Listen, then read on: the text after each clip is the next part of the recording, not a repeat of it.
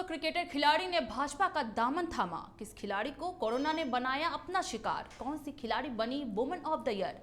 नमस्कार, मैं हूं पूनम, आपके साथ स्वागत है आपका भारत की खबरें में। इन सभी खबरों पर करेंगे विस्तार से चर्चा, मगर आइए उससे पहले देख लेते हैं सुर्खियां।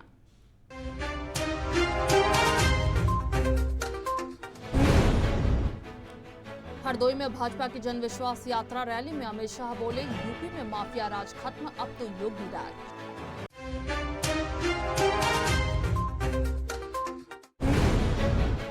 रक्षा मंत्री राजनाथ सिंह ने देश को समर्पित किए एलएसी और एलओसी पर बने 27 पुल और 3 सड़कें।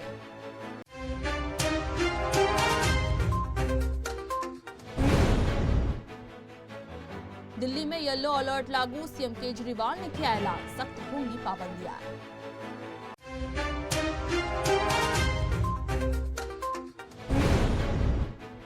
भारतीय जनता पार्टी में शामिल हुए पूर्व क्रिकेटर दिनेश मोंगियाल बोले, पंजाब के लोगों की करना चाहता हूं सेवा।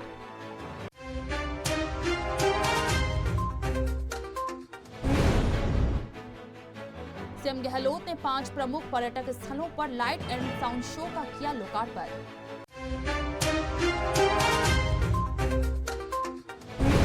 भारत में ओमिक्रॉन से संक्रमितों की संख्या हुई 653, महाराष्ट्र में आए सबसे ज्यादा मामले।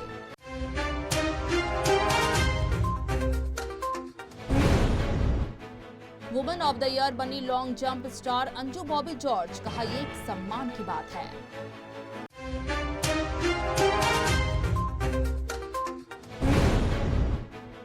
कर्नाटक के स्कूल में मिड डे मील में मिली मरी हुई छिपकली, 80 बच्चे हुए बीमार।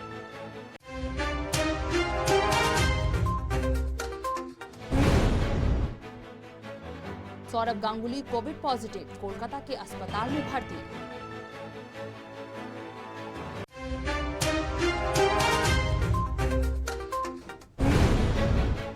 फिल्मों की रिलीज डेट टलना शुरू, 31 दिसंबर को रिलीज नहीं होगी शाहिद की जर्सी।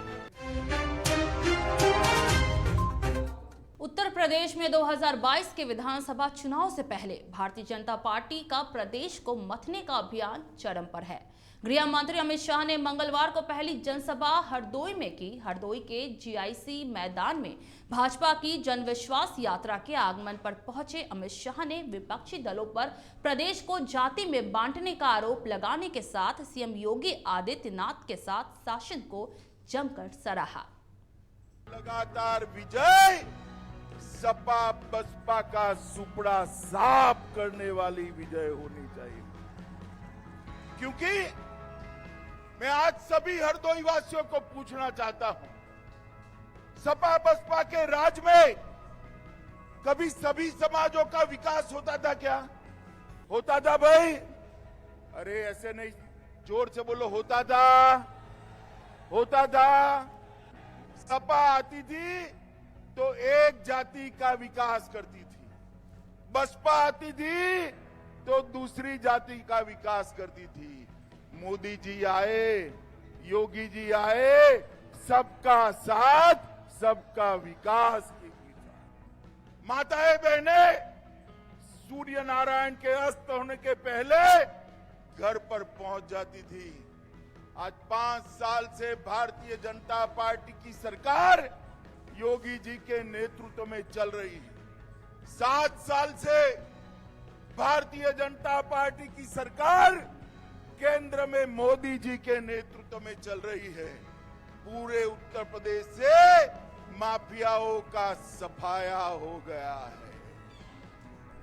जो बाहुबली पश्चिमी उत्तर प्रदेश में लोगों को पलायन करते थे, भाजपा सरकार ने वो बाहुबलियों को पलायन करा दिया है। उत्तर प्रदेश छोड़कर वो बाहुबली बाहर दिखाई पड़ते हैं। रक्षा मंत्री राजनाथ सिंह ने मंगलवार को सीमा सड़क संगठन के 27 इंफ्रा प्रोजेक्ट्स का वर्चुअल उद्घाटन किया है। उन्होंने एलएसी और एलओसी तक जाने वाली सड़कों पर बने 24 पुल और 3 सड़कों को देश को समर्पित किया। इस दौरान रक्षा मंत्री ने कहा, सुरक्षा, सड़कों, सुरंगों सहित कई क्षेत्रों के विकास में बीआरओ का बहुत बड़ा योगदान रहा है। इनमें जम्मू कश्मीर में 9, लद्दाख में 5, हिमाचल प्रदेश में 5, उत्तराखंड में 3, सिक्किम और अरुणाचल प्रदेश में 1-1 पुल है। वहीं लद्दाख, कश्मीर और सिक्किम में 1-1 सड़क बनाई गई है।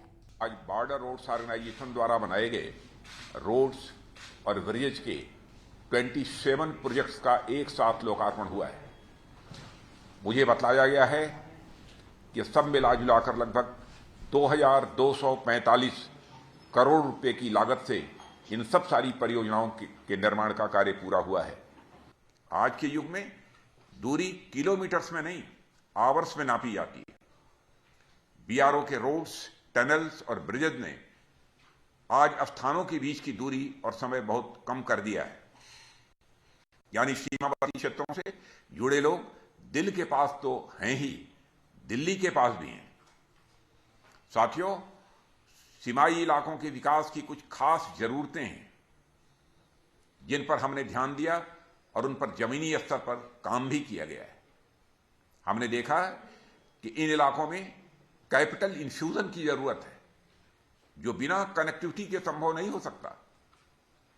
इसके लिए जहां एक और हमने देश के आंतरिक हिस्सों में भारतमाला जैसी परियोजनाओं के तहत रोड्स, हाईवेज, एक्सप्रेसवेज का निर्माण किया, नए रेलवे ट्रैक्स और एयरफील्ड्स की संख्या बढ़ाई, वहीं सीमाई इलाकों में भी रोडवेज, रेलवेज, हाईवेज, वाटरवेज और एयरवेज का भी तेज गति से निर्माण।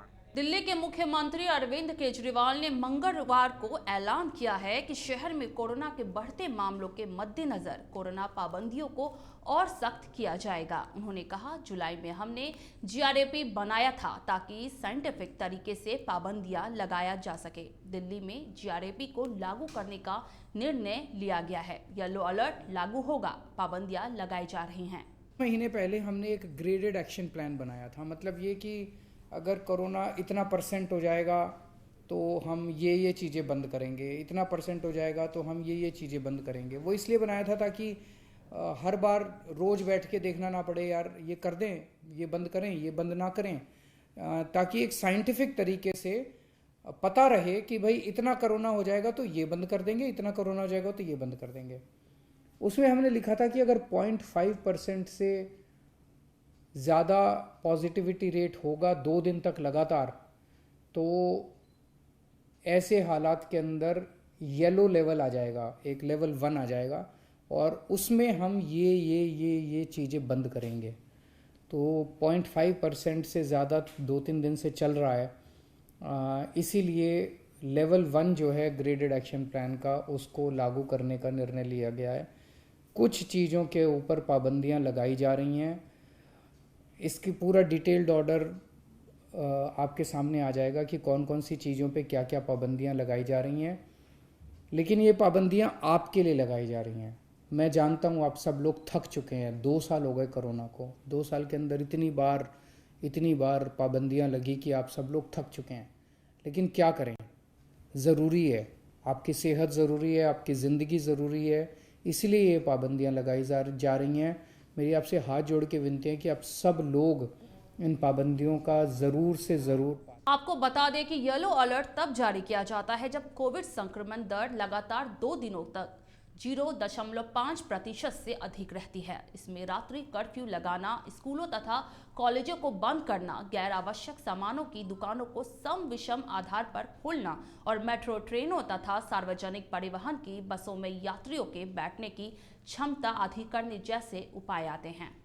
भारतीय क्रिकेट टीम के पूर्व खिलाड़ी दिनेश मोंगिया भारतीय जनता पार्टी में शामिल हो गए हैं। उन्होंने दिल्ली में बीजेपी की सदस्यता ग्रहण की। मोंगिया ने बीजेपी ज्वाइन करने के बाद कहा कि मैं बीजेपी के जरिए पंजाब के लोगों की सेवा करना चाहता हूं। बीजेपी के अलावा कोई भी पार्टी देश के विकास के लिए काम नहीं कर सकती है।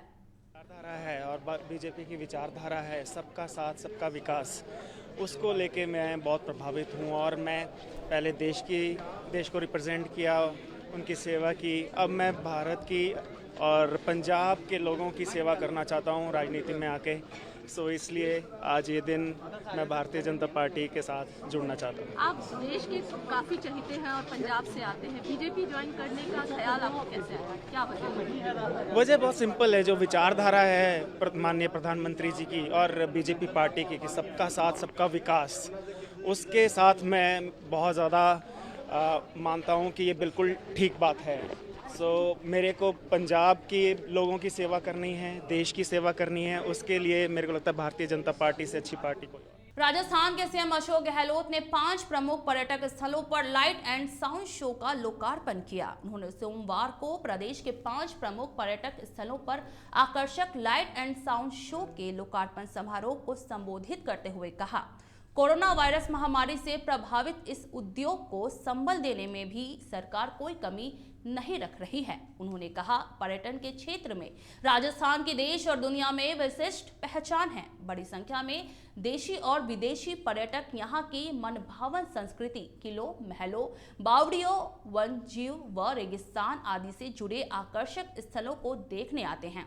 राज्य सरकार पर्यटन उद्योग को बढ़ावा देने के लिए काम कर रही है। इसके लिए दूरगामी सोच के साथ कई महत्वपूर्ण निर्णय लिए गए हैं। देश में ओमिक्रॉन संक्रमितों की संख्या लगातार बढ़ती ही चली जा रही है। देश में अब ओमिक्रॉन के मामलों की संख्या 650 को पार कर गई है। स्वास्थ्य मंत्रालय के मुताबिक भारत के 21 राज्यों और केंद्र शासित प्रदेशों में ओमिक्रॉन के 653 मामले सामने आ चुके हैं, जिनमें से 186 लोग स्वस्थ हो चुके हैं या विदेश चले गए हैं। ओमिक्रॉन की बढ़ती टेंशन के बीच पाबंदियां भी बढ़नी शुरू हो गई है। ओमिक्रॉन के महाराष्ट्र में सर्वाधिक 167 मामले पाए गए हैं। इसके बाद दिल्ली में 165, केरल में 57, तेलंगाना में 55, गुजरात में 49 और राजस्थान में 46 मामले सामने आए हैं। मंत्रालय के आंकड़ों के मुताबिक देश में पिछले 24 घंटे में 6,358 और लोगों के कोरोना वायरस से संक्रमित पाए जाने के बाद इस वायरस से संक्रमित लोगों की संख्या बढ़कर 3,47,99,691 हो गई है, जबकि उपचाराधीन मरीजों की संख्या गिरकर 75,456 रह गई है। इस दौरान 293 और मरीजों की मौत होने से मृतक संख्या बढ़कर 4,80,290 हो गई है। पिछले 61 दिन से कोरोना वायरस संक्रमण के दैनिक मामले लगातार 15,000 से कम रह रहे हैं। भारतीय एथलीट अंजू बॉबी जॉर्ज, जिन्होंने साल 2003 में पेरिस में आयोजित की गई विश्व चैंपियनशिप में लॉन्ग जंप में ब्रॉन्ज मेडल हासिल किया था, उन्हें women of the year award 2021 से नवाजा गया है। सम्मानित होने के बाद उनका एक बयान भी सामने आया है। उन्होंने कहा, ये सिर्फ मेरे प्रदर्शन के लिए नहीं है, बल्कि ये अपने खेल को वापस जिंदा रखने के लिए है। अंजू ने मीडिया से बातचीत के दौरान कहा, वर्ल्ड एथलेटिक्स से वुमेन ऑफ द ईयर का पुरस्कार प्राप्त करना एक सम्मान की बात है। ये सिर्फ मेरे प्रदर्शन के लिए नहीं है, बल्कि ये वही है जो मैं समाज और अपने खेल को वापस दे रही हूँ। I'm really happy to receive this year's Women of the Year award from World Athletics. It's actually a recognition and it's an honor. At the same time, a lot of responsibilities also. As you all know, this is not just for my performance, it's what I am giving back to my society, back to my sport. I started my academy, Anju Bobby Sports Foundation in Bangalore, and last 3 years, 13 athletes are training there. And one of my ward, she's already reached the world stage, and a lot of other things they considered, and I'm really happy that they recognized my efforts. And it's not that we are doing just for our self and our next generation, but always getting recognition is one of the happiest moments. Karnataka के हावेरी जिले के रानी बन्नूर के पास वेंकटपुरा टांडा गांव में 27 दिसंबर को सरकारी school में बच्चों को दिए जाने वाले मिड डे मील में एक मरी हुई छिपकली मिली। ये मिड डे मील को खाने के बाद करीब 80 बच्चे बीमार पड़ गए। उन सभी को पास के अस्पताल में भर्ती कराया गया, जहां बाद में उन्हें छुट्टी दे दी गई। स्कूल अधिकारियों के अनुसार बच्चे इलाज के बाद ठीक हो गए हैं और उन्हें अस्पताल से छुट्टी दे दी गई है। वहीं जिला प्रशासन ने स्कूल प्रशासन को लापरवाही बरतने के आरोप में कार्रवाई करने का निर्देश दिया है। आपको बता दें, इससे पहले तमिलनाडु के एक सरकारी स्कूल में कीड़े वाले सड़े अंडे मिले थे। किंडरगार्टन के छात्रों के लिए मिड डे मील योजना के तहत अंडे वितरित किए गए थे। बीसीसीआई अध्यक्ष और भारत के पूर्व कप्तान सौरव गांगुली को भी कोरोना ने अपनी चपेट में ले लिया है। उन्हें कोलकाता के अस्पताल में भर्ती कराया गया है। बीसीसीआई के सूत्रों ने ये जानकारी दी है। उन्हें कोरोना की दोनों वैक्सीन लग चुकी है। इसके बावजूद उनकी कोरोना रिपोर्ट पॉजिटिव पाई गई है। बता दें, गांगुली की सेहत के लिए ये साल कुछ खास नहीं रहा। जनवरी में ही उनको हार्ट अटैक आया था, जिसके बाद उन्हें अस्पताल में भर्ती कराया गया था। उन्हें एंजियोप्लास्टी भी करवानी पड़ी थी। आपको बता दें, देश में एक बार फिर कोरोना के केस लगातार बढ़ते ही चले जा रहे हैं। कोरोना का नया वेरिएंट ओमिक्रॉन पूरी दुनिया में कोहराम मचा रहा है। भारत में भी 600 से ज्यादा ओमिक्रॉन के केस सामने आ चुके हैं। कई हेल्थ एक्सपर्ट इसे कोरोना की तीसरी लहर तक बता रहे हैं। देश में बढ़ रहे कोरोना के नए वेरिएंट ओमिक्रॉन के मामलों का डर बॉलीवुड में भी फैल चुका है। इसके चलते फिल्मों की रिलीज डेट टलने लगी है। शाहिद कपूर की फिल्म जर्सी की रिलीज कैंसिल हो गई है। पहले इसे 31 दिसंबर को रिलीज किया जाना था, लेकिन मेकर्स ने लास्ट मोमेंट पर फैसला लेते हुए इसे पोस्टपोन कर दिया। ट्रेड एनालिस्ट तरन आदर्श ने इस खबर की पुष्टि की। अक्षय कुमार की फिल्म पृथ्वीराज का ट्रेलर भी पोस्टपोन कर दिया गया है। आपको बता दें, इस साल ओटीटी और थिएटर पर कुल 104 फिल्में रिलीज हो चुकी हैं। अब अगले एक महीने में यानी नए साल में 4 फिल्में रिलीज के लिए लाइनअप पर है। 7 जनवरी को RRR, 14 जनवरी को राधेश्याम, 24 जनवरी को पृथ्वीराज और 28 जनवरी को अटैक रिलीज के लिए लाइनअप है। फिलहाल आज के लिए इतना ही। कल होगी फिर आपसे मुलाकात। तब तक के लिए देखते रहिए एशियन राष्ट्रीय। नमस्कार।